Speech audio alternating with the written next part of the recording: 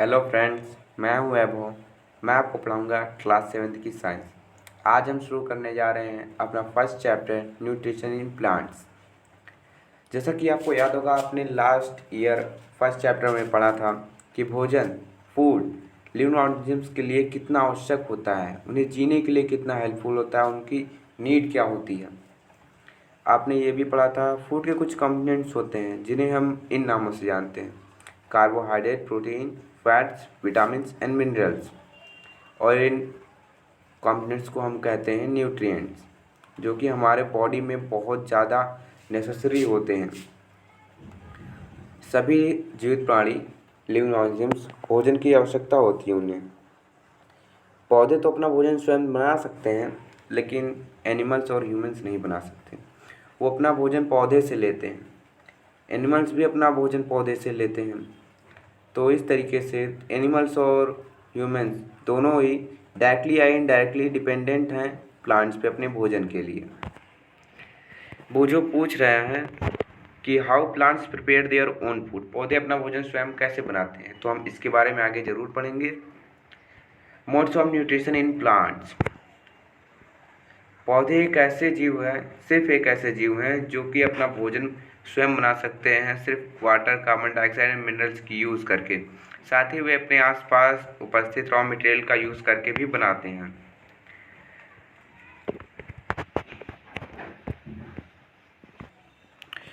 Nutrition living organisms के body को build करता है, उसे बड़ा करता है, ग्रो करता है, उसके डैमेज पार्ट को रिपेयर करता है, उन्हें एनर्जी प्रोवाइड करता है। अब आते हैं न्यूट्रिशन पे। न्यूट्रिशन एक ऐसा तरीका है जिसके अंतर्गत लिविंग ऑर्गेनिजम्स अपना भोजन अंदर लेते हैं और उन्हें पचाते हैं, उन्हें यूटिलाइज करते हैं। जिसमें एक ऐसा मोड ऑफ न्यूट्रिशन जिसमें लिविंग ऑर्गेनिजम्स खुद भोजन बनाते हैं और उसका यूटिलाइजेशन करते हैं सिर्फ सिंपल सब्सटेंसेस यानी रॉ मटेरियल से। ऑटो का मतलब होता है सेल्फ, ट्रॉप्स का मतलब न्यूरिशमेंट।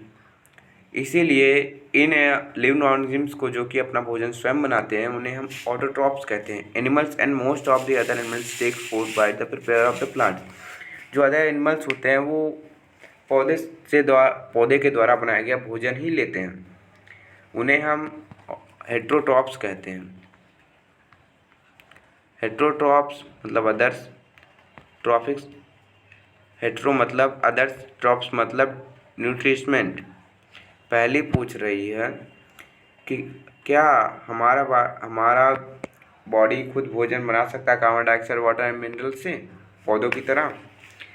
तो हम इसके बारे में आगे पढ़ेंगे, खोजते हैं इसे। अब हम पूछते हैं कि जो पौधों का फैक्ट्री होता है, भोजन फैक्ट्री, फूड फैक्ट्री, वो कहाँ पर होता है? वो किसी बॉडी पार्ट में ही होगा। तो कहाँ कहाँ होता है ये, और ये अपना रॉ मटेरियल कहाँ कहाँ से पाता है, और इस खाने को पूरे बॉडी तक कौन फैलाता है प्लांट के? Photosynthesis, food making process in plants. Photosynthesis, leaves are the main food factories of the plant. वही बनाता है लीफ में। जो वाटर एंड मिनरल सॉइल में प्रेजेंट होते हैं वो रूट्स के द्वारा एब्जॉर्ब करके ट्रांसपोर्ट किए जाते हैं लीव्स तक। कार्बन डाइऑक्साइड जो कि एयर से है वो क्लोरोफिल मतलब जो उसमें पोर्स होते हैं प्रेजेंट होते हैं लीव्स में। अगर आप देखो कभी तो पौधे की लीव्स में बहुत सारे छोटे छोटे छेद होते हैं, पोर्स होते हैं, जहाँ से ये अपना ऑक्सीजन अंदर लेता है। ऑक्सीजन या कार्बन डाइऑक्साइड सब लेता है, अंदर ही लेता है। These pores are surrounded by guard cells such as pores are called stomata।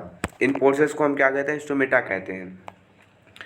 तो हम यहाँ सबसे पहले पढ़ लेते हैं सेल के बारे में। आपने कभी कभी का आपने देखी होगी बिल्डिंग्स जो कि ब्रिक से बन रही होती हैं। इसी तरीके से बॉडी, लिविंग ऑर्गेनिजम्स की बॉडी एक छोटे टिनी यूनिट सेल से बनी होती है, और ये सिर्फ बहुत ही तगड़े माइक्रोस्कोप के अंदर ही देखे जा सकते हैं, ये इतने छोटे होते हैं। कुछ ऑर्गेनिज्म सिर्फ एक ही सेल से बने होते हैं और उनकी आउटर बाउंड्रीज भी होती हैं, सेल की आउटर बाउंड्रीज होती है जिसे हम सेल मेम्ब्रेन कहते हैं। उनमें एक सेंट्रल लोकेटेड स्फेरिकल स्ट्रक्चर होता है, मतलब एक गोल सा बीच में स्ट्रक्चर होता है जिसे न्यूक्लियस कहते हैं, जैसे कि आप फिगर 1.1 में देख सकते हैं सेल के बारे में। और न्यूक्लियस एक जेली लाइक स्ट्रक्चर से, एक लिक्विड टाइप स्ट्रक्चर से कवर होता है जिसे साइटोप्लाज्म कहते हैं। वो जो फिर से पूछ रहा है, how water and minerals absorb by roots reaches the leaves, मतलब कि जो मिनरल्स और वाटर्स अब्जॉर्ब होते हैं रूट से वो लीव्स तक कैसे पहुंचते हैं। Water and minerals are transported to the leaves by the vessels which run like pipe throughout the root, मतलब कि जो रूट से जो वेसल्स, पौधों के अंदर वेसल्स होती हैं जो कि ट्रांसपोर्टेशन का काम करती है, फूड का, वाटर का, मिनरल्स का, जो कि रूट से लीफ तक मिनरल्स और वाटर्स को ले जाती है।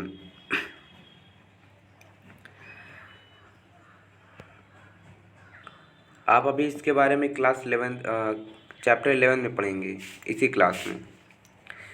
पहले wants to know about what is so special about the leaves that they can synthesize food but others part of the plants cannot, तो हम इसके बारे में भी अभी पढ़ लेते हैं। पौधों के लीव्स के पास एक ग्रीन पिगमेंट होता है जिसे हम क्लोरोफिल कहते हैं। It helps leaves to capture the energy of the sunlight, ये सनलाइट की एनर्जी को कैप्चर करता है और यही एनर्जी यूज़ की जाती है सिंथेसाइज करने के लिए फूड को, कार्बन डाइऑक्साइड, वाटर और मिनरल्स से। और ये सनलाइट में ही एक्योर होती है, सनलाइट में ही बनती है। इस प्रोसेस को हम फोटोसिंथेसिस कहते हैं।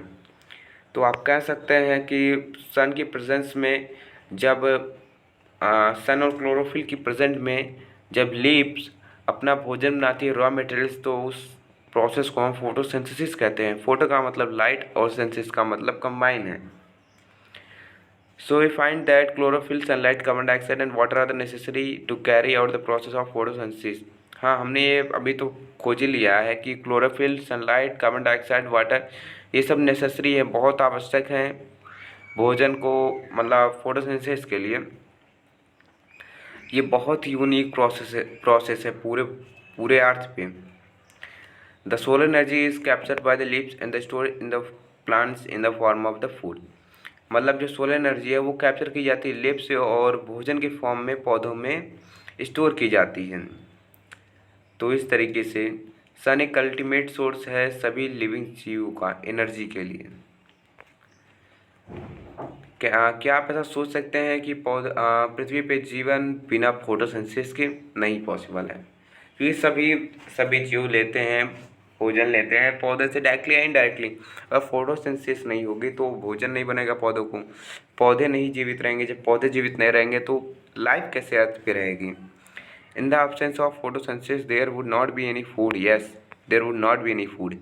The survival of all living organisms directly or indirectly depends upon the food made by the plants. Besides oxygen, which is essential for the survival of all living organisms, is produced during photosynthesis. In the absence of photosynthesis, life wouldn't be impossible। मतलब वही है जैसे कि photosynthesis के process के बीच में ही हमें oxygen मिलती है, और आपको पता है ऑक्सीजन के बिना आप कुछ मिनट भी जिंदा नहीं रह सकते हैं। Besides, leaf photosynthesis also takes part in the other green part of the plants, मतलब कि पौधे के और भी अधिक हरे भागों में फोटोसिंथेसिस पार्ट लेती है, जैसे कि हरे तना, हरा ब्रांचेस, इन सब जगहों में। डिजर्ट में जो पौधे पाए जाते हैं उनके पास स्केल्स होती हैं, उनमें कांटे लायक लीव्स होते हैं जो कि वाटर को ज़्यादा रिड्यूस नहीं होने देते हैं। ट्रांसपायरेशन जो कि एक वाटर की प्रोसेस होती है जिसके बीच में वाटर रिलीज होता है। इनके पास ग्रीन स्टेम तो होता है जो कि फोटोसिंथेसिस कैरी करता है। फोटोसिंथेसिस के दौरान क्लोरोफिल जो कि leaves, containing cell of leaves, मतलब जो क्लोरोफिल सेल्स ऑफ लीव है, इनमें सनलाइट प्रेजेंट होती है। जब तो ये कार्बन डाइऑक्साइड और वाटर को यूज़ करके कार्बोहाइड्रेट बनाता है, the process can be represented in an equation, मतलब कि इसे एक इक्वेशन में हम दिखा सकते हैं। कार्बन डाइऑक्साइड प्लस CO2, मतलब carbon dioxide CO2 plus water H2O in presence of sunlight chlorophyll is equal to carbohydrate plus oxygen O2। तो ये होगी प्रोसेस। और ये रहा सेक्शन ऑफ अ लीफ, ये रहा सेल गार्ड, स्टोमा, और ये रहा क्लोरोफिल, ये रहा गार्ड सेल, लीफ एंड ये स्टोमा। ये रही फोटोसिंथेसिस की process. Carbon dioxide, oxygen, chlorophyll, ये लीव्स में क्लोरोफिल है, सन की एनर्जी से फूड बनाएगा और ये ऑक्सीजन रिलीज करेगा कार्बन डाइऑक्साइड इनटेक करके। इस प्रोसेस में एक ऑक्सीजन रिलीज होती है जो कि स्टार्च जो कि लीव्स में प्रेजेंट होते हैं उनकी उपस्थिति में फोटोसिंथेसिस होता है, जिसमें ये ऑक्सीजन प्रोड्यूस होती है। स्टार्च आपको याद रखना होगा कि स्टार्च भी एक कार्बोहाइड्रेट का एक टाइप है। Bourgeois has observed some plants with the deep red, violet or brown leaves. He wants to know whether these leaves also carry a photosynthesis or not. Activity 1.1, तो एक्टिविटी हम पहले करके देखते हैं क्या है इसमें। Take 2 potted plants of the same kind. Basically ये एक्टिविटी में कह रहा है कि आपको दो अलग तरीके के प्लांट्स लेने हैं। पॉटेड प्लांट्स मतलब गमले में होने चाहिए। उन्हें 72 आवर्स के लिए एक को सनलाइट से दूर रखना है 72 आवर्स के लिए, और एक को सनलाइट में रखना है 72 आवर्स के लिए। और उसके बाद उनकी पत्तियों पे आयोडीन टेस्ट को यूज़ करना है, जो कि आपने क्लास 6 में पढ़ा था कैसे करना है, और आपको रिकॉर्ड करना है इसका रिज़ल्ट। और इसके बाद जो डार्क वाला है उस पर ट्राई करना है, जिसे हमने 3 से 4 दिन तक यही टेस्ट बार बार करते रहना, और आपको ऑब्जर्व करना है। जो पौधे में हरी पत्तियां होती हैं उनमें होता है क्लोरोफिल, लेकिन जो नहीं होती हैं उनमें भी होता है। इसी वजह से ये फोटोसिंथेसिस को कैरी कर पाते हैं, यूज़ कर पाते हैं। स्लाइमी, आपने स्लाइमी देखा है? मैंने नहीं देखा है। Green patches in the ponds और स्टैगनेंट वाटर, मतलब कि आपने वो हरे हरे वाटर में पॉन्ड्स में देखा ही होगा। मैंने तो देखा है, याद नहीं है। ये ऑर्गेनिजम्स के ग्रोथ से होते हैं। एक ऑर्गेनिजम्स जिसे एल्गी कहते हैं। आप गेस कर सकते हैं कि एल्गी का कलर कौन सा होता है? वो ऑर्गेनिजम्स कैरी करते हैं क्लोरोफिल, जिससे वो अपना भोजन स्वयं बना सकते हैं फोटोसिंथेसिस के द्वारा। तो आप समझ सकते हैं एल्गी खुद का भोजन स्वयं बना सकता है, डिपेंडेंट नहीं रहता है फूड के लिए दूसरों पर ही। Synthesis of food other than carbohydrate, मतलब कार्बोहाइड्रेट की जगह और क्या क्या प्रोड्यूस होता है फोटोसिंथेसिस के बीच में। आपने ये पढ़ा होगा कार्बोहाइड्रेट प्रोड्यूस होता है फोटोसिंथेसिस के रिएक्शन के बीच में। कार्बोहाइड्रेट ऑक्सीजन और हाइड्रोजन से बना होता है, कार्बन हाइड्रोजन और ऑक्सीजन से बना होता है, और इन्हीं का यूज़ किया जाता है प्रोटीन और फैट्स बनाने में भी। लेकिन प्रोटीन और न्यूट्रीजीनियस सब्सटेंस जिनमें नाइट्रोजन होता है, ये, लेकिन आपने कभी क्या सोचा है प्लांट्स अपना नाइट्रोजन कहाँ से पाते हैं? Recall that nutrition in the present in abundance in gases in the air. आपको ये अपने एयर में प्रेजेंट कर नाइट्रोजन आपके आसपास हरदम प्रेजेंट रहता है, या फिर कौन सबसे ज़्यादा नाइट्रोजन ही प्रेजेंट होता है आपके एयर में। लेकिन प्लांट्स नाइट्रोजन नहीं ऑब्जर्व कर सकते हैं इस फॉर्म में, नाइट्रोजन के ही फॉर्म में। सॉइल में कुछ टाइप के बैक्टीरिया होते हैं जो कि नाइट्रोजन को यूजेबल फॉर्म में कन्वर्ट कर देते हैं, और ये प्लांट्स के द्वारा अंदर लिया जाता है, जिससे कि वे अपना भोजन की और कंपोनेंट्स बना सकें। और ये इन वर्म्स को, इन बैक्टीरियाज को फार्मर्स का फ्रेंड भी कहा जाता है, क्योंकि ये बहुत ही फर्टिलाइज नाइट्रोजन रिच बना देता है सॉइल को। और इसी तरीके से प्लांट अपना भोजन प्लांट और इसी तरीके से प्लांट अपना प्रोटीन और विटामिन भी बना सकता है। Other modes of nutrition plants में भोजन के कुछ और तरीके। There are some plants which do not have chlorophyll. कुछ प्लांट्स के पास क्लोरोफिल नहीं होता है, तो इसका मतलब सीधा सा है कि वो अपना भोजन स्वयं नहीं बना सकते हैं। तो वे जीवित कैसे रहते हैं और अपना न्यूट्रिशन कहाँ से लेते हैं? वो ह्यूमंस और एनिमल्स की तरह प्लांट्स पे डिपेंडेंट हो जाते हैं भोजन के लिए, और इसे हेटरोट्रॉफिक मोड ऑफ न्यूट्रिशन कहा जाता है। क्या आपने कभी हरी तार जैसी कोई स्ट्रिप देखा हुआ होगा पौधों पे, बड़े बड़े पेड़ों पर? हाँ, आपने देखा होगा, जिसे कस्कूटा कहा जाता है, अमरबेल। इसके पास क्लोरोफिल नहीं होता है। ये बना बनाया खाना खाता है, रेडीमेड खाना खाता है जिस प्लांट पे ये रहता है, और जिस प्लांट पे ये क्लाइम करता है, जिस पे ये रहता है, उस प्लांट को होस्ट कहा जाता है उसका। ये बहुत सारे न्यूट्रिएंट्स उसी से लेता है, या फिर को लगभग सारे ही। कस्कूटा एक टाइप का पैरासाइट है। तो क्या ऐसा भी हो सकता है कि हम एनिमल्स और ह्यूमंस भी पैरासाइट हों? सोचना पड़ सकता है इसके बारे में भी आगे। आप इसके बारे में आगे पढ़ेंगे।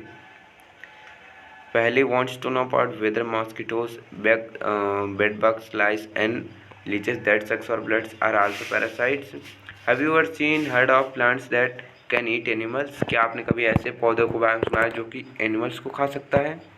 हाँ, ऐसे कुछ पौधे हैं जो कि एनिमल्स को खा सकते हैं और डाइजेस्ट कर सकते हैं। एनिमल्स तो नहीं कह सकते, इंसेक्ट्स कह सकते हैं। एनिमल्स को भी खाने वाले कुछ होते हैं, जैसे कि आप 1.6 फिगर में देख सकते हैं। पिक्चर प्लांट एक ऐसा पौधा होता है जो कि इंसेक्ट्स को खा सकता है। ये ग्रीन तो होता है, लेकिन इसके पास क्लोरोफिल तो होता है, लेकिन अपना सारा न्यूट्रिशन नहीं ले पाता है खुद से, इसलिए ये अपना अदर न्यूट्रिशन ले लेता है इंसेक्ट से। पहले तो ये अपना माउथ ओपन रखता है अट्रैक्ट करने के लिए इंसेक्ट्स को। उसके बाद जैसे इंसेक्ट अट्रैक्ट हो जाता है, ये अपना ढक्कन बंद कर लेता है, लिड बंद कर लेता है, और वे कैप्चर हो जाते हैं। इसी तरीके से उसको डाइजेस्ट कर लेता है।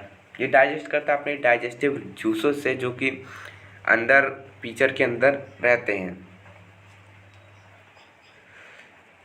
और इन तरीके के प्लांट्स को हम इंसेक्टिवोरस प्लांट्स कहते हैं। Bojo is confused. If the peach plant is green and carries out fungus, then what does it feeds on insect? Saprotrophs. You might have seen packets of mushroom sold in a vegetable markets. You may have also seen fluffy umbrella-like patches growing in the moist soil or on rotten wood during the rainy season. क्या आपने कोई umbrella-like structure देखा है? आपने ज़रूर देखा होगा, markets में भी मिलते हैं ये। या फिर कोई फफूद वगैरह जो कि आपने ब्रेड्स वगैरह पे भी देखा होगा, वेट हो जाते हैं तो आ जाता है। ये किस तरीके से न्यूट्रिशन लेता है और अपना किस तरीके से सर्वाइव करते हैं, चलिए हम देखते हैं। मुझे wants to know how do these organisms acquire nutrients? They do not have mouth like animal do. They have not green plants as they lack chlorophyll and can not make their food by photosynthesis. मतलब ये अपना भोजन स्वयं नहीं बना सकते क्योंकि इनके पास क्लोरोफिल नहीं और इनके पास खुद का माउथ नहीं है जो कि ये खा सकें। तो इसके लिए एक एक्टिविटी करते हैं। टेक अ पीस ऑफ, पढ़ के बता। तो ये बेसिकली ऐसा कह रहा है कि आपको एक ब्रेड लेना है, उस पर उसे वार्म या मॉइस्ट और वार्म क्लाइमेट में या फिर कह सकते हैं वेदर में रख देना है 2 से 3 दिन के लिए, जब तक उस पर फ्लफ़ी पैचेस ना अपीयर हो जाए। तो ये फ्लफ़ी पैचेस किस कलर के हैं? आप इसे मैग्नीफाइंग ग्लास या मैग्नीफाइंग स्कोप से क्लियर देखिए, ऑब्जर्व करिए केयरफुली, और अपनी ऑब्जर्वेशन को राइट करने के लिए कह रहा है। इन ऑर्गेनिम्स को हम फंजाई कहते हैं। इनके पास अपना एक अलग होता है न्यूट्रिशन का मोड। ये अपना भोजन ब्रेड से लेते हैं। आप कह सकते हैं एक तरीके से ब्रेड पर होस्ट कर रहे हैं ये, लेकिन ब्रेड तो एक क्या है, एक नॉन लिविंग है। The mode of nutrition in the which organisms take in nutrition from the dead and decaying matter is called saprotrophic nutrition. ये कह रहा है बेसिकली, ये कह रहा है कि जो न्यूट्रिशन जो जो ऑर्गेनिज्म्स अपना nutrition dead and decaying matter से या फिर सड़े गले मैटर से अपना भोजन लेते हैं, उन्हें सेप्रोट्रॉफिक न्यूट्रिशन कहा जाता है। उन ऑर्गेनिज्म्स को हम सेप्रोट्रॉफ्स कहते हैं। इसके बारे में अपने अगले सेशन में पढ़ेंगे और तब तक के लिए गुड बाय। उम्मीद करता हूँ कि आप सभी सेफ होंगे।